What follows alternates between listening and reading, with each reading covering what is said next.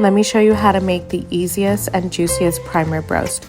I know this recipe can be intimidating for most, but I'll walk you through some easy steps that'll really impress your guests.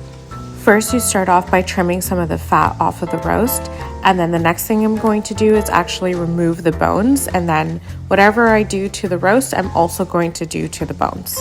Just keep them to the side and we'll come back. Once the bones are removed, I'm getting paper towels and just patting everything dry so my seasonings stick. Now we're doing a dry brine overnight, so add a heavy amount of salt. Don't worry, it can handle it. Then add pepper, and then your choices of spices. You really can't go wrong. I do my holy grail of onion powder, garlic powder, and paprika, an equal amount of each. Now pop this in the fridge uncovered overnight, and then the next day we're gonna start our compounded butter.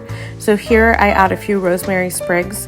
Make sure I finely chop them and add them into softened butter. Make sure it's soft, otherwise it's gonna be really hard to spread. To the rosemary, I also added freshly grated garlic, and now I'm going to cover the roast, making sure I'm covering it with the butter on all sides. Now remember, whatever we did to the roast, we also did to the ribs. So they also got a dry brine overnight, and now we're adding butter all over as well. Now this might be the trickiest part, but I'm going to reassemble my roast to placing it on top of the bones and tying that very well with twine before I put it into the oven. We're using those bones as a rack, and it just adds extra flavor.